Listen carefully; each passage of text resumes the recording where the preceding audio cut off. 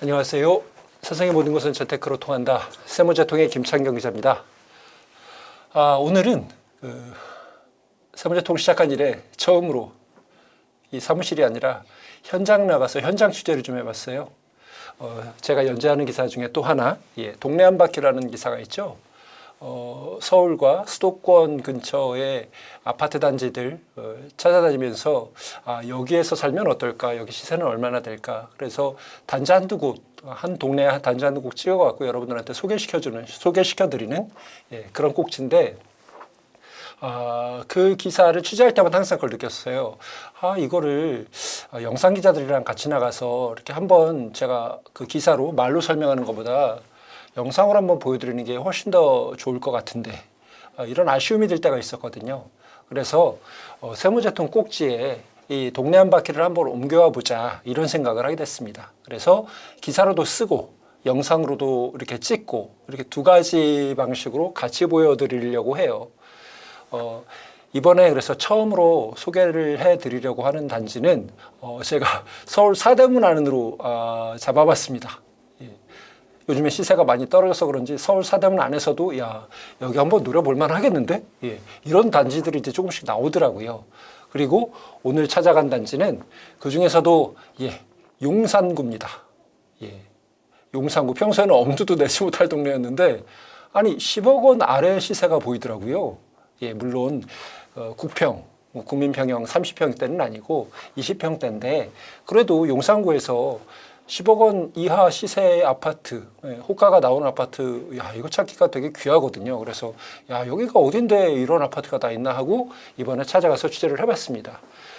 오늘 찾아갈 곳은 용산구 산촌동에 있는 한강타운 아파트라고 합니다. 이곳을 둘러보고 현장에 나가서 이러저러 어떻게 동네가 구성이 되어 있는지, 동네 분위기는 어떤지 그림으로 좀 먼저 보여드리고, 그리고 다음에 이어서 말씀드리려고 합니다. 오늘 처음으로 동네 한 바퀴 현장에 나가보려고 하는데요. 위치는 처음이라서 일부러 회사 근처로 잡았어요. 마포구하고 용산구 사이, 행정구역상으로는 용산구입니다. 저는 처음에 지도 보고 마포인 줄 알았는데 그 단지 주소 찍어 보니까는 그 용산구 산촌동? 산촌동이라고 나와 있더라고요. 저는 용산에 산촌동이라는 데가 있어? 좀 낯설었는데, 다른 분들도 그런 분들이 좀 있을 것 같아요. 근데 그 행정구역 지도를 보니까 그럴 만한 게, 그 동안에 아파트 단지가 그 2개밖에 없어요. 여기 오늘 갈 그 한강타운 아파트하고 앞에 삼성 리버빌인가? 조금 더 큰 단지, 그쪽하고 2개밖에 없고, 옆에 초등학교 하나 있고, 그리고 단독주택 단지들 조그만 것도 좀 있는 것 같아요. 그러니까 되게 작은 동인 것 같습니다. 거기에 이제 한강타운 아파트라고 3동짜리 되게 작은 세대예요. 280세대 좀 넘는데 작은 단지긴 한데 그쪽이 눈에 띄어서 좀 가게 됐습니다. 와, 여기가 높다라고 생각을 했는데 걸어보니까 정말 높긴 하네요. 다 왔습니다. 한강타운. 주민들도 계시고.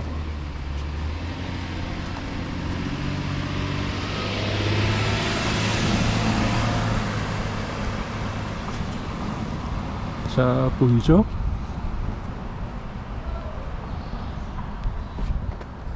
동은 단초로에 안에까지 들어가지 못하겠는데, 동은 단초랍니다. 3개 동 딱. 그래서 제가 한번 나침판을 볼게요. 향이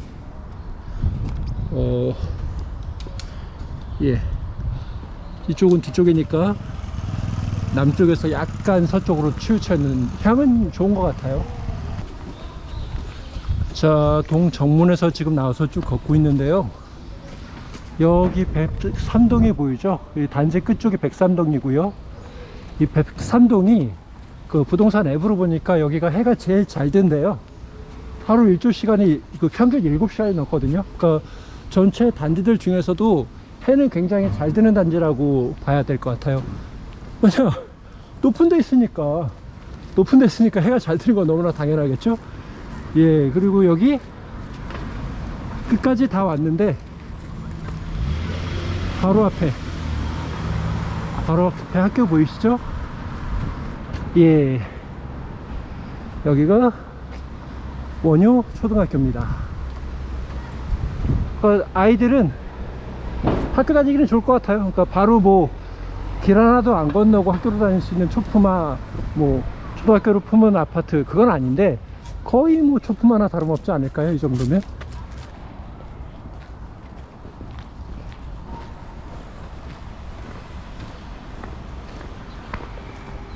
주차장이 안쪽에도 있네. 주차장이 이렇게 지하에도 있습니다. 근데 여기가 세대당 0.8대 좀 넘기 때문에 주차 공간은 부족합니다. 어쩔 수가 없어요. 오래된 아파트는 뭐 어쩔 수가 없지. 이 일대에서 여기가 제일 높은 데 있는 아파트래요. 차가 없는 분은 살기가 조금 불편할 것 같은데 차만 있으면 뭐 괜찮습니다. 여기서 한 5년, 6년 이렇게 살면서 몸테크 하는 거죠. 뭐 꼭 리모델링 할 때까지 기다리라는 게 아니라 여기서 있다 보면 저 앞에 있는 현대차도 그렇고 용산 정비창도 그렇고 이제 개발 얘기가 본격적으로 나올 거 아니에요? 그럼 여기가 시세가 그대로 있겠습니까? 지금보다는 좋아지겠죠. 예, 향이 다릅니다. 두 동이 꺾이죠. 다 나란히 있는데, 예, 남쪽 방향으로 나란히 있는데 이 동만 꺾여 있습니다.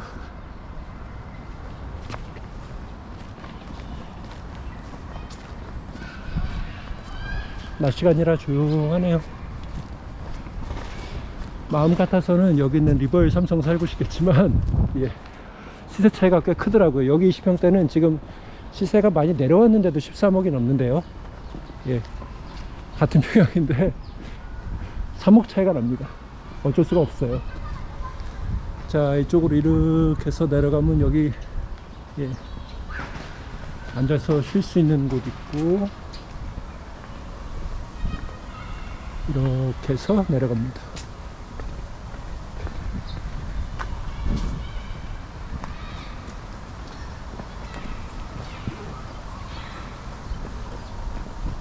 여기 놀이터가 있는데 아이들이 있어서 저기 마을버스 내려오죠. 시내버스는 안 다니고 마을버스.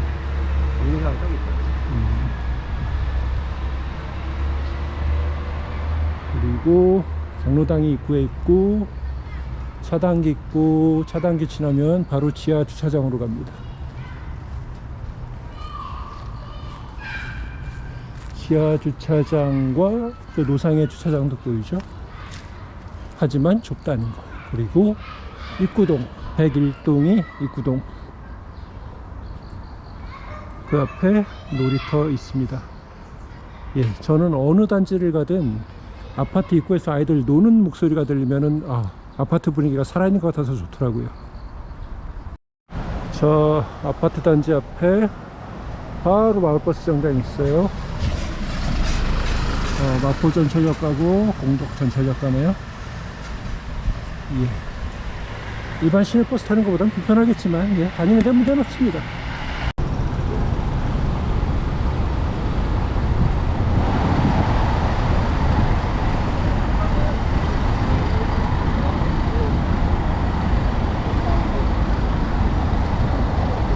저기 아까 우리는 그냥 쭉 길 따라서 내려왔는데 저기서 아까 꺾어져서 내려오면 조금 지름길로 해서 마포역이 나옵니다.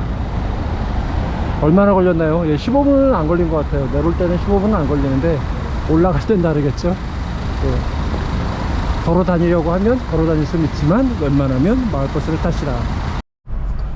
거의 허물어질 것 같은 이 아파트 보이시나요? 여기서 이 근처에서 제일 비싼 아파트예요. 왜냐? 한강 바로 앞에 있거든. 재건축하면 여기가 얼마짜리가 되겠어요? 네, 엄청 비쌉니다. 여기 산호 아파트. 이런 데서 살고 싶지만 엄두가 못 나요. 저 가격을 도저히 살 돈이 없어서 엄두가 안 납니다. 자, 원효로 쪽으로 내려왔습니다. 저기서부터가 전다상가예요. 예, 시작을 하죠. 자, 이쪽이 원효대교 방면이고, 그리고 여기에 예, 현대차 서비스 센터가 있죠. 원래 여기를 다 개발을 할 예정이었죠. 여기를 다 허물고 48층짜리인가? 현대에서 큰 건물을 지으려고 했어요. 근데 반대도 있었고, 다음에 서울시 의회에서 통과를 시켜주지 않은 부분도 있었던 것 같아요. 예. 중개부 사장님 설명으로는 그렇더라고요. 그래서 현대에서 이쪽을 개발할 자금을 다 양재동 쪽 그쪽으로 돌려서 쓰고, 여기에는 그 저층 한 6층 정도 되는 그 R&D 센터, 예, 연구개발하는 그런 시설을 만든다고 합니다. 그리고 여기에 48층 고층 건물이 들어선다고 했을 때 반대했던 주민들이 있어요. 예, 그분들이 누구냐면, 예, 이쪽에 그 건너편에 예, 여기가 풍전 아파트인가? 예, 이쪽을 재건축할 예정이거든요. 여기도 뭐 고층 아파트로 재건축을 하고 나면은 굉장히 시세 가치가 굉장히 높아지겠죠. 예, 그렇습니다. 근데 여기 입장에서는, 여기 주민들 입장에서는 여기가 48층짜리 건물이 들어서면 또 여기가 바로 건너가 한강인데, 예, 그쵸? 여기 바로 한강인데, 또 일부동에서는 조망권이 예, 아무래도 먹고 들어가겠죠. 예, 건물에 가리니까. 그래서 이 주민들이 반대를 했었다. 예, 그런 얘기도 있더라고요. 어쨌든 결론은 여긴 재건축을 하고, 예, 이쪽 개발을 하고, 그리고 저기 보이는 산호 아파트도 재건축을 하고, 그리고 우리 아까 저기서 내려온 저기 보이죠? 리버빌 삼성, 그리고 그 뒤에 예, 한강타운이 있겠죠. 저쪽은 이제 리모델링 추진을 하고, 뭐 언제 될지 모르지만 예, 그렇게 예정이 되어 있다고 합니다. 예, 잘 보셨나요? 그 지도로 보는 거하고 좀 다르더라고요. 저도 현장에 나가서 조금 놀라긴 했는데, 당황하긴 했는데 생각보다 지대가 높았어요. 그래서 여기를 걸어서 올라다니기는 쉽지는 않겠다. 그런데 이 정도 시세에 용산구에서 이만한 호재를 누리면서 살기에는 한 몇 년 동안에 몸테크는 해볼만 하겠다. 젊은 사람들이라면. 실제로 신혼부부들 많이 살고 있고요. 예. 그래서 소개를 해드리게 됐고, 여기 대형마트, 그러니까 근처에 작은 마트들은 있는데, 충분히 생필품들 살 수 있는 그 마트들은 여러 군데가 있는데, 대형마트는 이 마트가 공덕역 쪽에 있더라고요. 예, 마포역 다음이 공덕역이죠. 차로 다니는 데는 크게 문제는 없을 것 같아요. 현대자동차 아까 서비스센터 건물 보셨을 텐데, 그 옆쪽에 그 근처에 이렇게 한강공원 빠져나가는 길이 있어요. 그 근처에서 들어갑니다.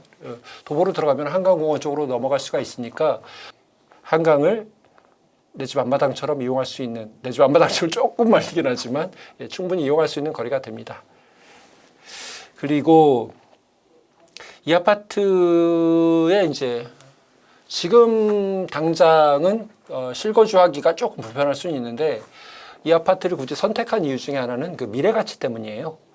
용산구가 가장 크게 지금 현재 주목받고 있는 이유는 그 KTX가 보유하고 있던 그 용산 정비창 개발이잖아요.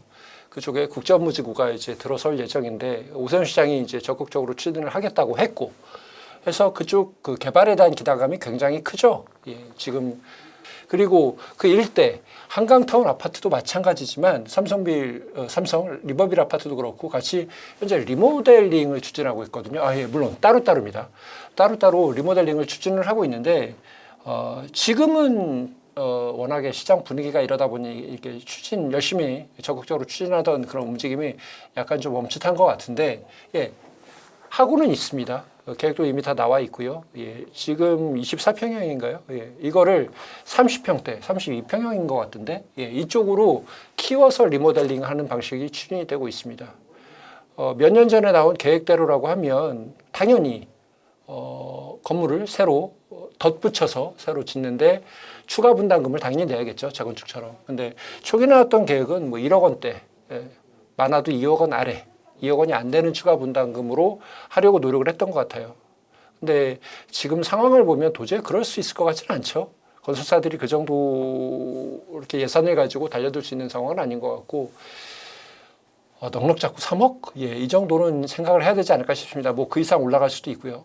하지만 지금 당장 구체적으로 숫자가 나올 수 있는 상황은 아닌 것 같고, 시장 분위기하고 상황이 돌아가는 것들을 좀 잘 지켜봐야 될 것 같은데, 만약에 3억 원이라고 해도, 예, 지금 여기 시세가 20평대 매물 시세가 뭐 9억 5천만 원에 나와 있는 것도 있어요. 매물이 9억 8천만 원도 있고. 근데 중개업소도 말씀을 하시는 게 기준점을 10억 원으로 잡는 게 좋겠다라고 말씀을 하시는데, 예, 제 생각도 지금 시점의 기준점은 10억 원으로 잡는 게 맞는 것 같아요. 그래도 그 오래된 집인데 조금이라도 손을 보고 살아야 될 거 아니에요. 그리고 손을 본 집을 매입을 하는 게 낫고 해서 10억 원으로 잡는 게 맞을 것 같은데, 여기다가 나중에 추가 분담금 3억을 낸다고 하더라도 13억 원이잖아요. 그러면 용산구에서 신축 아파트로 13억 원 하는 데가 어디 있어요? 예. 지금 기준으로는 당연히 없습니다. 미래가치까지 반영을 하면은 10억 원이면 괜찮은 가격인 건 맞다. 물론 지금보다 시세가 훨씬 더 떨어질 수는 있다. 시장 흐름이 그러니까. 그건 또 나중에 그때 가서 그때 기준으로 말을 해야 되겠지만, 지금 현재 기준으로서는 이 시세면은 근처에 있는 아파트들에 비해서 괜찮은 평가, 저평가?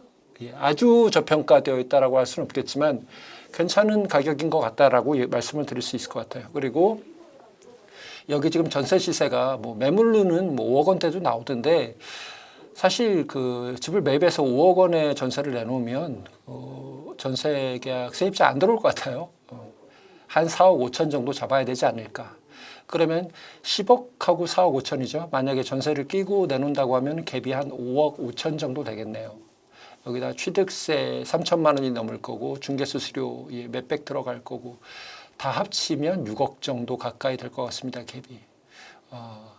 5억 원을 가지고 이렇게 투자를 할 수 있는 물건을 찾아보려고 노력은 했으나, 용산구에서는 숫자상으로는 가능한데 현실적으로는 조금 어려울 것 같다. 물론 더 기다리면 이거보다 더 싼 매물이 나올 수도 있겠죠. 예, 시기를 노려보는 게 좋을 것 같습니다.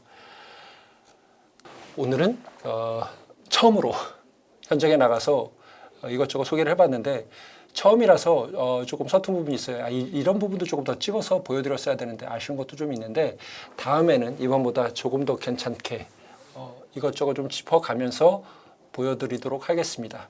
오늘 세무재통은 여기서 마치겠습니다. 감사합니다.